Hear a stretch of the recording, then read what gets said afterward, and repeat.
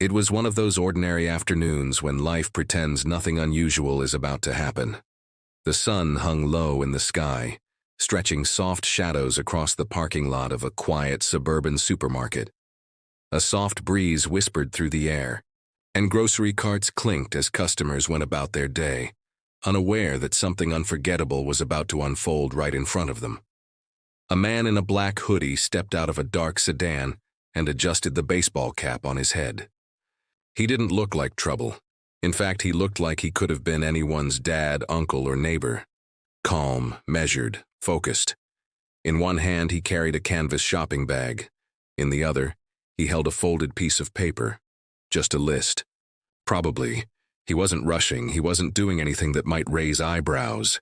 But sometimes being black in America doesn't require much for suspicion to brew. 2 cars over, a patrol vehicle idled. Its windows were cracked, radio humming softly with static.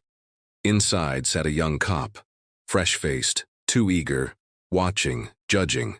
Something about the man's calmness seemed to bother him. The officer adjusted his seatbelt, his eyes narrowing. Maybe it was the way the man looked at the world with too much confidence. Or maybe it was just one of those days when bias wrapped itself in authority and decided it had something to prove. The officer stepped out. The man didn't see it coming. He had just reached the trunk of his car, checking if he had forgotten the shopping bags, when he heard the unmistakable clipped voice behind him. "Hands where I can see them. Now!" The voice cut through the air like a knife. Shocked, the man turned slowly, his hands instinctively going up. His eyes met the officer's, and for a brief moment, both seemed frozen in place. A few shoppers stopped in their tracks, sensing the tension. Mothers tightened their grips on their children's hands. An elderly man paused mid-step, unsure whether to intervene or walk away. The officer's hand was already on his holster, and then in one movement too fast for comfort, the gun was out, pointed directly at the man's chest. "I said don't move." People began pulling out their phones. A woman gasped. The man's face was calm, though his jaw was tight. His hoodie shifted slightly, revealing a badge clipped to his belt, a detail the officer either didn't see or chose to ignore. "Sir," the man said, his voice steady, almost too calm for someone staring down the barrel of a gun. "I'm a federal agent, FBI, you're making a mistake." But the officer didn't blink. "Get on the ground." The man didn't move. He just looked him dead in the eyes and said, "Check my ID, it's in my back pocket." The silence stretched. The cop's finger twitched. The shoppers were dead. Still now, their breaths caught in their throats. One child began to cry softly. Somewhere a car door slammed in the distance. That's when another voice broke through the thick air. "Officer Daniels." "Stand down." A new figure emerged, broad shoulders, uniform crisp, face weathered with experience and age. Police Chief Morgan. His boots clicked against the pavement as he strode over, eyes locked on the younger officer with a fury that didn't need words. He didn't ask questions, he didn't hesitate. He didn't need to. He had seen enough. In a single motion, he stepped between the two men, lowering the officer's weapon with a grip so firm it left no room for argument. "Holster your weapon, now." Daniels looked confused, flustered. "Chief, I thought—" He looked suspicious. "I didn't." Chief Morgan cut him off with a voice sharp as steel. "You thought wrong. That's Special Agent Richard Monroe. He's worked with our department for over a decade. And you just pulled a gun on him in a grocery store parking lot." The silence that followed was deafening. Agent Monroe still hadn't moved. He stood tall, proud, unshaken. Not because he was used to this kind of treatment, but because he had learned how to stay calm in chaos, how to survive moments like this without letting the fire inside consume him. The young officer looked stunned, like the floor beneath him had vanished. His lips parted as if to speak, but nothing came out. Shoppers stared, cameras rolled. And somewhere, in the quiet hum of embarrassment and fear, the chief gave the order that would ripple across the city by nightfall. "You're done, Daniels. Turn in your badge." It was swift, public, necessary. Yet even that wasn't enough to erase what had just happened. As the officer slunk away, A hush settled over the lot, but not far from the scene, inside the supermarket itself, another story was quietly unfolding. Less dramatic, perhaps, but no less powerful. At the checkout line, a young black teenager, tall, maybe 16 or 17, skinny with kind eyes and a backpack slung over one shoulder, noticed a pregnant white woman behind him. She looked tired, worn out, one hand on her belly, the other carrying a few groceries. No one else paid her any mind, but the teen did. He smiled softly and stepped aside. "You can take my spot," he said, voice barely more than a whisper. She blinked, surprised. "Are you sure?" "Yeah, you look like you need it more than I do." She hesitated, then stepped forward. "Thank you, that's very kind of you." He just nodded, like it was nothing, like it was the kind of thing everyone should do without needing praise. Paid for her things, then paused. Her hand trembled slightly as she reached into her purse, pulling out a small folded piece of paper. She handed it to the boy with a smile that didn't quite meet her eyes. "Here," she said. "Please read this later. It's important." He looked confused but took it, tucked it into his backpack, and went back to scrolling on his phone. He didn't know it yet, but that note, scrawled in blue ink and folded with care, was about to flip his entire world upside down. A single act of kindness, one small moment, and just like that, fate had chosen a new direction. Outside, Agent Monroe stood quietly near his car, watching the young officer disappear from view. Chief Morgan walked over and placed a hand on his shoulder. "I'm sorry, Rich. That shouldn't have happened." Monroe didn't say anything. He just looked around at the stunned onlookers, at the cameras still recording, at the children watching with wide, confused eyes. "No," he said quietly. "It shouldn't have." Inside the store, the teen checked the time and decided to head home. He had no idea that the moment he opened that note, nothing would ever be the same again. And somewhere between a fired cop, a wrongly profiled federal agent, and a teenager's small kindness to a stranger, two separate lives were about to collide in a way no one could have seen coming.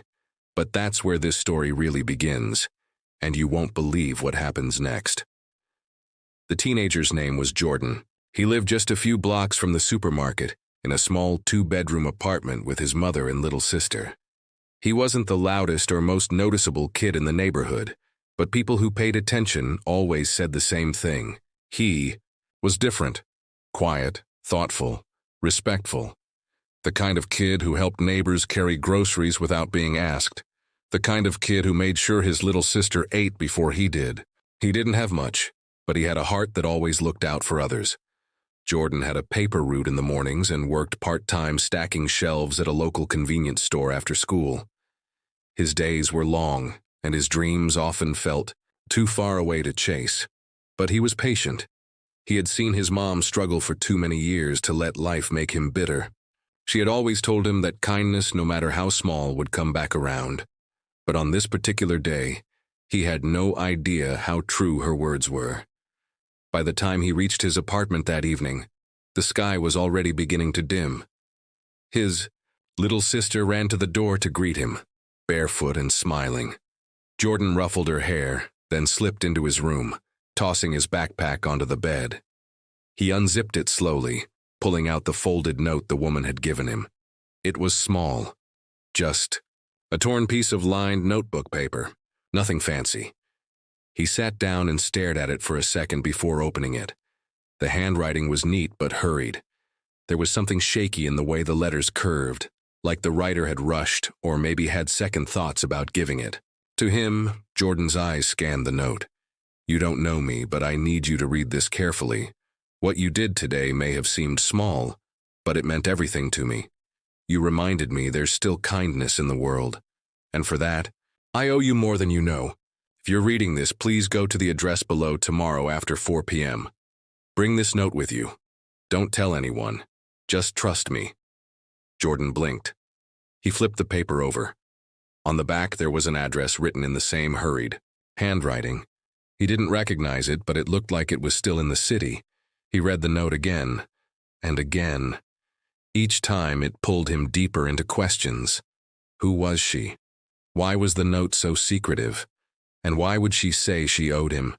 Down the hall, his mother called for dinner, but Jordan was too distracted to answer right away. He folded the note carefully and tucked it under his pillow. Meanwhile, across town, Agent Richard Monroe sat alone in his apartment, staring out the window with a heavy heart. The incident at the supermarket hadn't left his mind for even a second. He'd been through tough situations before. Undercover work, stakeouts, high-risk arrests. But nothing ever hit him quite like the quiet humiliation of being treated, like a criminal in his own city, in broad daylight, by a man wearing the same badge he once swore to protect. It wasn't just anger, it was exhaustion. A deep, bone-level weariness that came from years of seeing the same story play out over and over again. He had always believed in justice. That was why he joined the FBI in the first place. But days like today made him question whether justice believed in him. On his coffee table sat a worn photo of his father, a retired police officer who had served the force with pride. Next to it, a medal his father had earned for bravery. Monroe had grown up hearing stories about protecting the innocent and doing what's right, even when it's hard. But today, doing what's right had almost gotten him shot. His phone buzzed. It was a message from Chief Morgan. "You holding up?" Monroe didn't reply, because honestly he wasn't sure. Back in the neighborhood, Jordan lay in bed staring at the ceiling. The note felt heavier than paper. It filled his mind with questions that refused to leave. The woman's face kept coming back to him, kind but tired. Her eyes had seemed distant, like they were hiding something. Was she in trouble? Was the address a setup? Was it a test? Jordan had grown up learning to trust carefully, but something about the way she had looked at him, it didn't feel like a trap. Still, part of him was scared.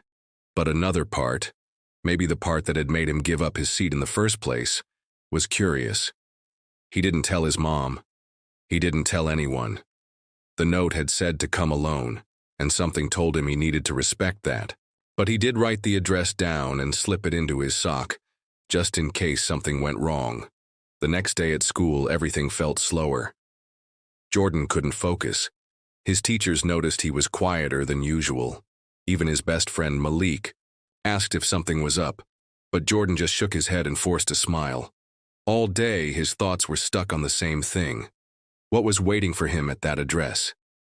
At exactly 3:45 p.m., Jordan signed out early from the after-school program.